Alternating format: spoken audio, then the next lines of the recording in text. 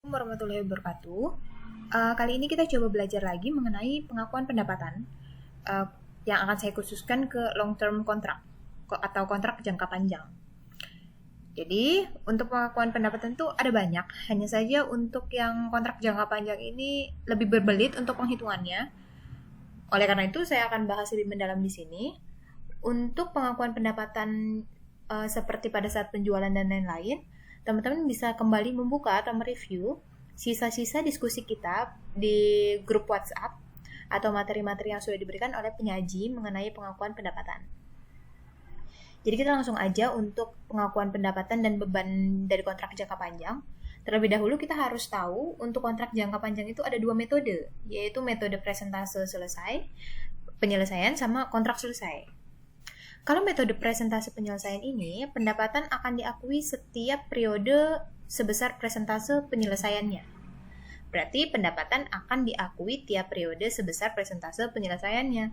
Jadi contohnya ada kontrak untuk membuat gedung. Dia membuat gedung, estimasi gedung itu selesai adalah selama 4 tahun. Di tahun pertama ternyata baru selesai sebesar 25%, maka pendapatan yang diakui itu hanya 25% dari proses penyelesaian gedung tersebut, seperti itu. Jadi kalau untuk yang metode kedua ini, yaitu kontrak selesai, jadi pendapatan baru diakui ketika seluruh biaya bisa tertutupi oleh pendapatan. Biasanya pengakuan diakui pada periode akhir. Jadi, misalnya ada kontrak untuk membuat sebuah gedung, jangka waktu pembuatannya 4 tahun, tahun ke-1, ke-2, ke-3 itu tidak ada pengakuan pendapatan. Pendapatan itu baru diakui itu di akhir periode, yaitu tahun ke-4 ketika gedung itu sudah selesai dibangun. Itu perbedaan untuk metode presentase penyelesaian dengan kontrak selesai. Kalau metode presentase penyelesaian, tiap tahun itu akan ada pengakuan pendapatan sesuai dengan berapa persen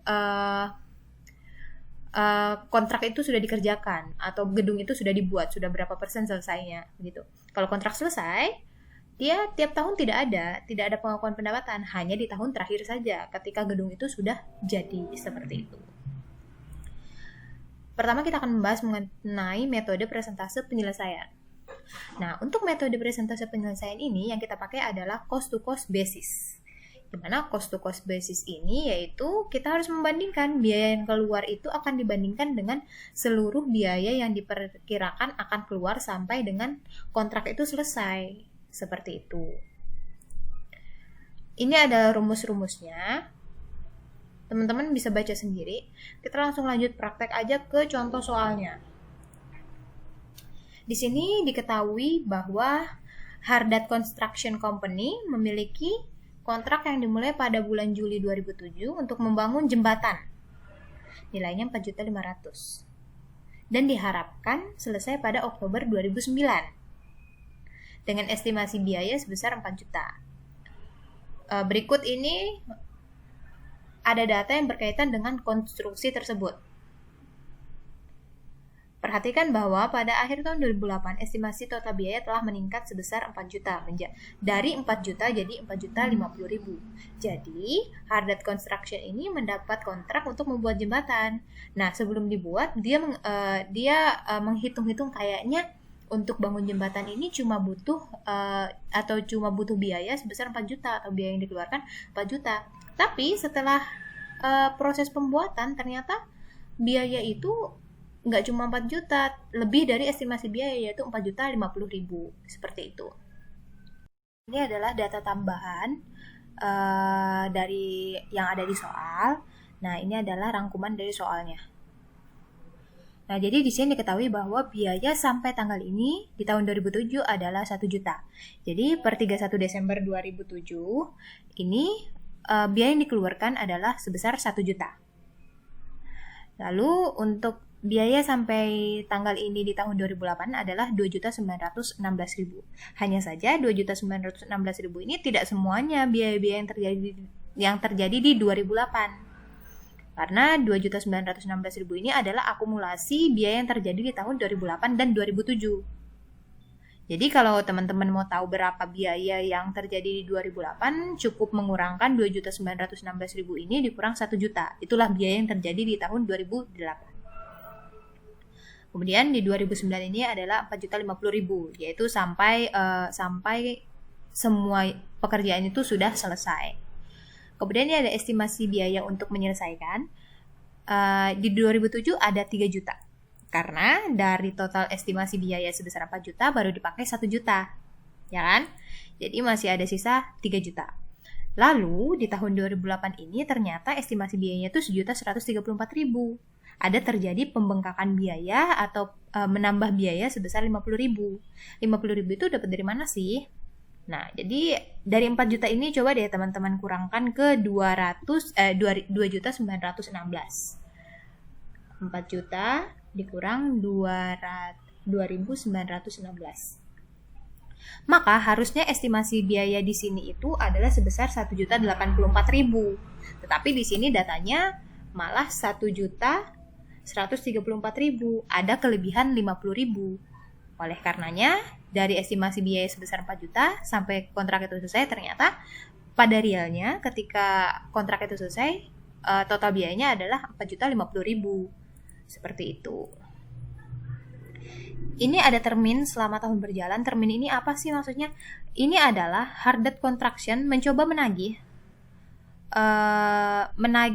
untuk menagihkan, yaitu sebesar 900.000 dari total biaya sebesar 1 juta. Tetapi ternyata dibayarkannya terlebih dahulu hanya sebesar 750.000. Jadi kas yang ditagih selama tahun berjalan adalah 750.000. Ini kelanjutannya sama ya. Ditagih 2.400.000, dapatnya cuma 1.750.000 dan selanjutnya. Kemudian yang ditanyakan adalah berapakah persentase penyelesaian, pendapatan, dan laba kotor yang diakui setiap tahunnya. Kita akan berpegangan pada rumus-rumus ini ya. Nah, untuk persentase penyelesaian kan kita hanya perlu membagikan biaya yang terjadi sampai tahun ini dibagi estimasi total biaya untuk penyelesaian kontrak.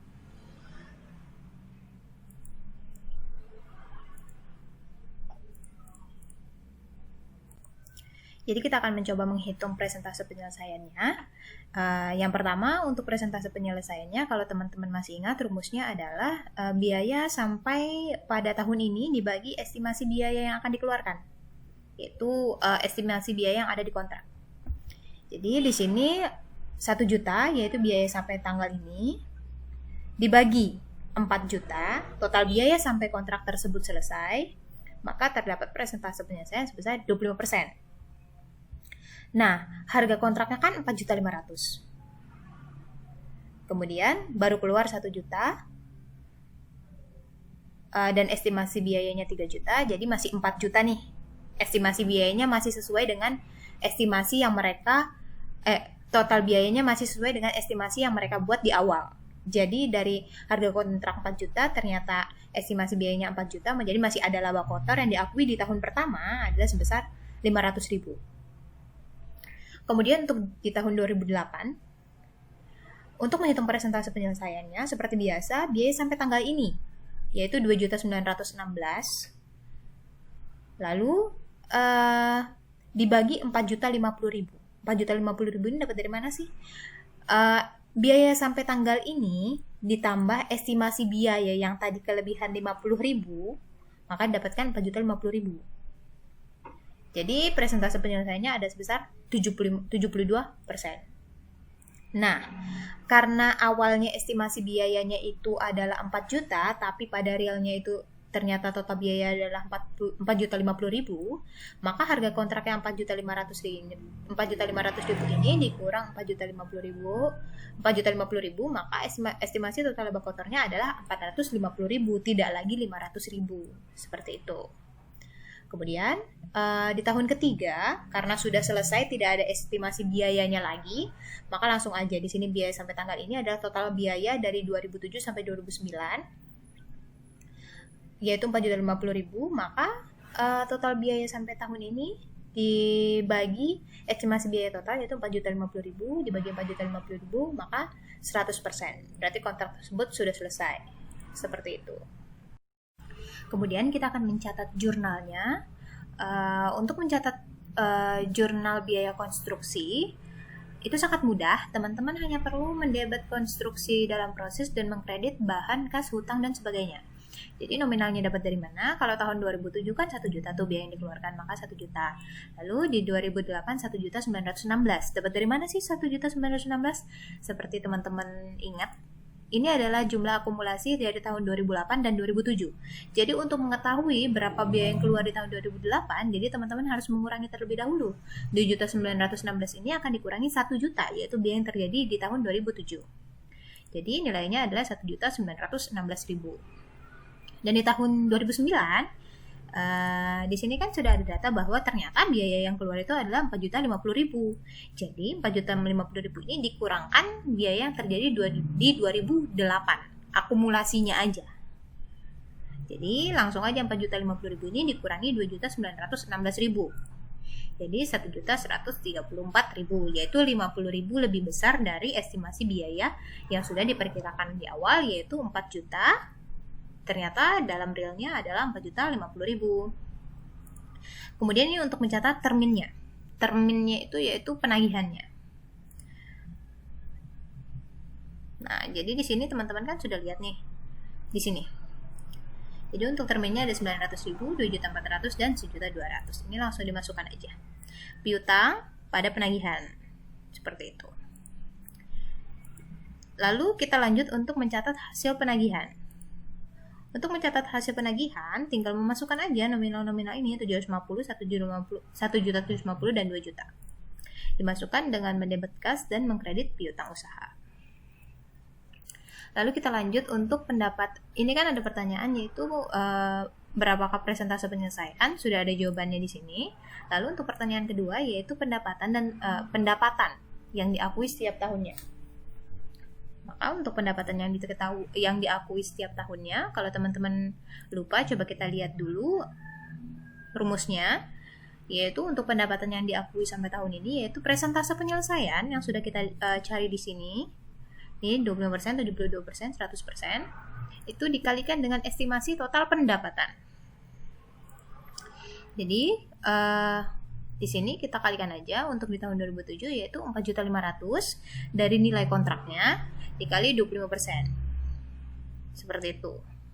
Lalu di tahun kedua, 4.500.000 ini dikali 72%, lalu dikurang 1.125.000. Karena 1.125.000 ini sudah diakui di 2007. Sedangkan 72% ini 72% ini mengandung presentasi yang ada terjadi di tahun 2007. Seperti itu. Jadi totalnya adalah 2.115.000 pendapatan yang diakui di tahun 2008, dan di tahun 2009 adalah 4.500.000 dikurang 3.240.000.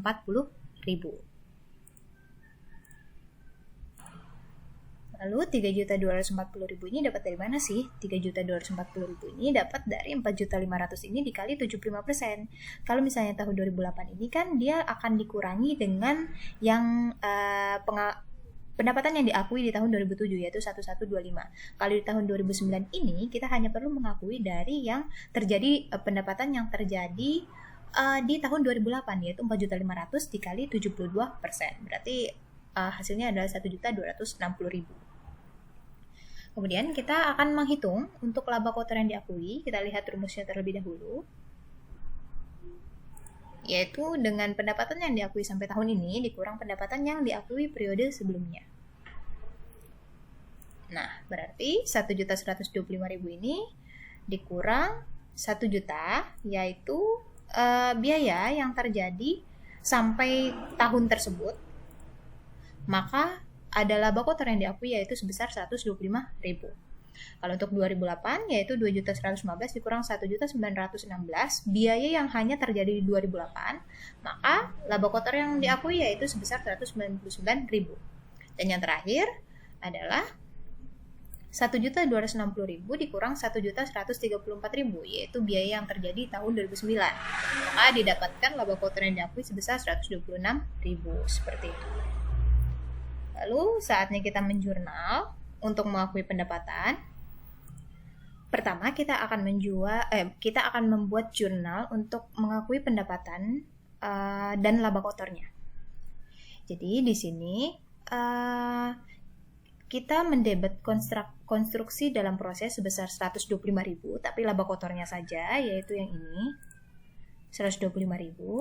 Lalu beban konstruksinya, seperti yang di soal, adalah 1 juta rupiah, yaitu beban yang terjadi di tahun 2007 saja. Maka di kreditnya ada pendapatan dari KJP sebesar 1.125.000. Sesuai kan dengan ini? Begitu selanjutnya untuk tahun-tahun selanjutnya. Lalu untuk mencatat penyelesaian kontrak, kita juga harus menjurnal untuk penyelesaian kontraknya. Karena kita sudah menagih semuanya untuk penagihannya, maka kita perlu menutup akun penagihannya. Jadi kita harus membaliknya terlebih dahulu di akhir tahun kontrak tersebut selesai, yaitu 2009, maka penagihan atas konstruksi dalam proses 4.500.000, kreditnya adalah konstruksi dalam proses, yaitu sebesar 4.500.000. Nah, ini merupakan ringkasannya dari yang ini. Ringkasannya, nah ini adalah kan kita membuat zona penutupnya tadi, yaitu yang ini. Itu di akhir tahun 2019. Ini adalah penyajian untuk kontrak jangka panjang itu di laporan keuangan. Di sini ada laporan laba rugi dan laporan posisi keuangan. Nah, jadi untuk laporan laba rugi ini teman-teman tinggal memasukkan angka-angkanya saja. Jadi pendapatan dari kontrak jangka panjang kan 1.125.000 tuh. Dapat dari nih 1.125.000. Terus ternyata biaya konstruksi yang dihabiskan di tahun 2007 adalah 1 juta. Jadi masih ada laba kotor sebesar 125.000. Lalu di 2008 juga seperti itu, yaitu ada pendapatan kontraknya 2.115.000. Lalu ternyata biaya yang terjadi hanya di tahun 2008 saja, yaitu 1.916.000. Maka ada laba kotor 199.000, begitu sampai tahun 2009. Nah, dan ini adalah laporan posisi keuangan atau laporan rahasianya. Di sini pada tahun 2007, di tahun 2007 ini ada akun persediaan di sini, maka ada akun konstruksi dalam proses, yaitu sebesar 1.125.000, yaitu yang pendapatan yang didapatkan di tahun 2007 aja, yaitu 1.125.000 dikurang penagihan yang kita tagihkan, yaitu terminnya. Kalau teman-teman lihat di soal ini kan 900.000 nih, maka didapatkan berarti ada kelebihan penagihan sebesar 225.000. Masih ada kelebihan penagihan, yaitu berarti kita punya hak untuk mendapatkan pendapatan yaitu sebesar 1.125.000 di tahun 2007. Tapi kita nagihnya cuma 900.000, maka ada kelebihan sebesar 225.000 ini ya.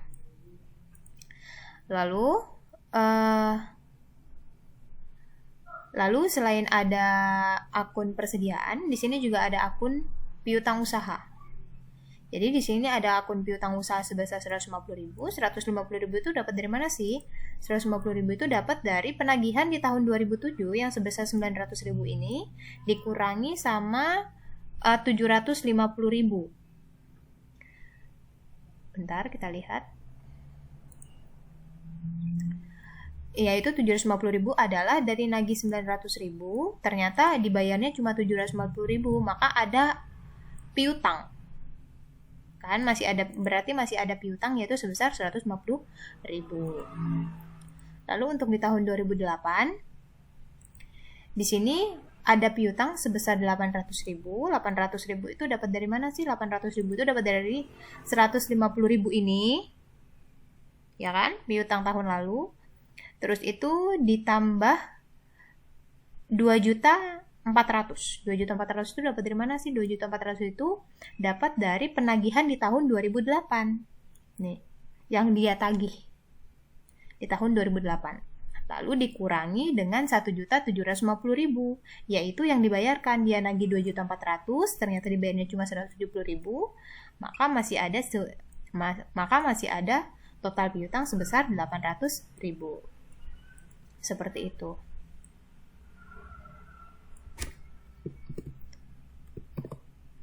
Biar teman-teman nggak bingung.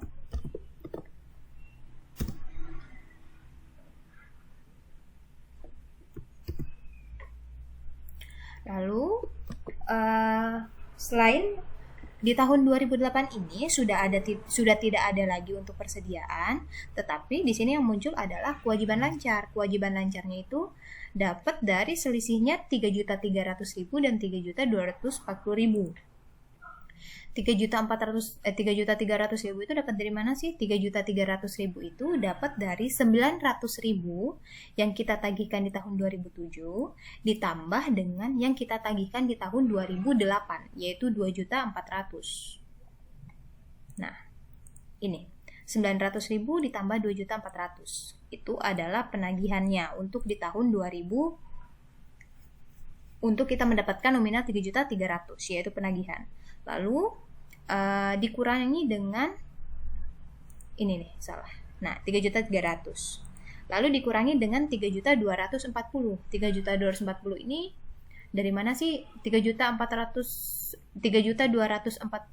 ini dapat dari 1.125.000 yang ini ditambah dengan 2.115.000 yaitu pendapatan kontrak yang harusnya kita terima di tahun 2007 dan 2008. Maka dapatkan hasil 3.240.000. Ternyata nominalnya lebih kecil daripada penagihannya. Maka kita harus mengembalikan sebesar 60.000, yaitu jadi kewajibannya. Lalu untuk tahun 2009 di sini kita nggak perlu lagi ada yang kita sajikan di neraca. Kenapa tidak ada yang perlu disajikan di neraca? Kalau teman-teman masih ingat, kita kan sudah membuat jurnal pembalik, yaitu untuk menolkan atau menutup aset konstruksi dalam proses itu. Ini. Nah, kita kan udah bikin nih. Kita udah menutup penagihan dan penagihan dan konstruksi dalam proses tersebut. Jadi tidak perlu lagi di tahun 2009 kita memuat laporan neracanya seperti itu. Jadi ini untuk metode presentase penyelesaian.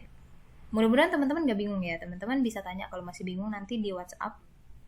Lalu kita lanjut untuk jenis kedua dari kontrak jangka panjang, yaitu metode kontrak selesai. Ini cenderung sangat mudah karena dia hanya perlu mengakui pendapatan di tahun ketiga. Jadi di sini kita bikin contoh aja. Jadi kita masih menggunakan contohnya Hardat Construction tadi. Jadi masih menggunakan contoh Hardat Construction Company. Berikut adalah jurnal yang dibuat pada tahun 2009 dengan menggunakan metode kontrak selesai. Jadi di tahun 2007-2008 kita tidak perlu mengakui pendapatan dan laba itu karena kita baru mengakuinya itu ketika kontrak selesai. Jadi di akhir tahun 2009 ketika kontrak itu selesai, kita hanya perlu membuat jurnal penagihan atas konstruksi pada pendapatan yaitu sebesar 4.500.000 yaitu nominal yang kita terima, dan kita hanya lalu kita juga membuat jurnal biaya yang dikeluarkan. Tadi kan estimasinya 4 juta, ternyata 4.050.000. Jadi kita harus membuat jurnalnya yaitu biaya konstruksi pada konstruksi dalam proses sebesar 4.050.000. Nah, ini untuk perbedaan. Laba yang diakui kalau misalnya kita tadi menggunakan metode presentase penyelesaian, labanya kan ini 125, 199, 126. Nah, di sini 125, 129, 126. Jadi tiap tahun ada dia mengakui laba untuk metode presentase penyelesaian. Kalau untuk metode kontrak selesai, di tahun pertama tidak perlu mengakui laba, di tahun kedua tidak perlu, di tahun ketiga yang merupakan tahun terakhir dari kontrak itu. Ketika kontrak itu selesai, baru diakui laba secara keseluruhan yaitu sebesar 450.000. Nah, ini untuk laporan keuangan ketika kita menggunakan metode kontrak selesai. Di sini untuk laporan laba ruginya, di sini kan karena pendapatan baru diakui 2009, maka 2007 dan 2008 tidak perlu ada pendapatan dan biaya. Jadi baru ada pendapatan dan biaya itu di 2009. Langsung aja nilai kontraknya 4.500.000, ternyata biaya realnya yaitu 4.050.000, maka laba kotor yang didapatkan ada sebesar 450.000. Kemudian ini untuk laporan laba ruginya. Jadi untuk laporan laba rugi, kita menghitung terlebih dahulu berapa nilai kelebihannya. Maka dari konstruksi dalam proses, yaitu biaya yang dikeluarkan sebesar 1 juta di tahun 2007, dikurangi hasil penagihan, yaitu 900.000, maka masih ada maka masih ada kelebihan, yaitu sebesar 100.000. Lalu untuk piutang sendiri, teman-teman masih ingat kan kalau piutang itu adalah selisih antara yang ditagihkan sama yang dibayarkan hasil penagihan tersebut. Jadi di sini adalah yang ditagih 900.000, maka lalu yang dibayar ternyata hanya 750.000, maka masih ada piutang, yaitu sebesar 150.000. Lalu untuk yang 800.000 ini masih sama dengan ketika kita menghitung di laporan keuangan neraca di metode persentase. Saya akan menjelaskan yang di kewajiban lancarnya aja. Ini ada angka yang berbeda, yaitu untuk mengakui hutangnya, yaitu di sini penagihannya ada sebesar 3.300.000. 3.300.000 itu dapat dari yang tadi sudah saya bilang, yaitu 3.200.000 itu 3.300.000 itu dapat dari 900.000 ini yang ditagih di 2007 ditambah yang ditagih yang di 2008. Lalu dikurangi biaya yang terjadi sampai tahun 2008, yaitu 2007 dan 2008 akumulasinya adalah 2.916.000.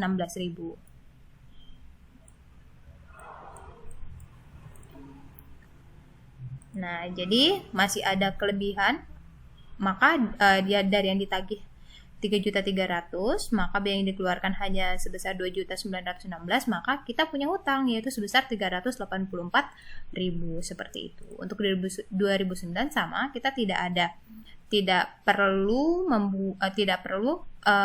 memasukkan angka-angkanya ke laporan, ini laporan neraca ya. Tidak perlu mengakui di laporan neraca karena kan kita sudah menutupnya nih. Sudah kita tutup kan, jadi tidak perlu lagi membuat laporan neracanya di tahun 2009. Jadi segitu aja ya teman-teman, mungkin agak ribet, semoga teman-teman paham. Seperti biasa, kalau teman-teman nggak paham, teman-teman bisa mengajukan pertanyaan di grup diskusi kita. Lalu untuk memastikan teman-teman menonton video ini sampai akhir, teman-teman bisa absen di kolom komentar dengan menyebutkan nama dan NIM teman-teman. Untuk materi pengakuan pendapatan sampai sini saja. Saya akhiri. Wassalamualaikum warahmatullahi wabarakatuh.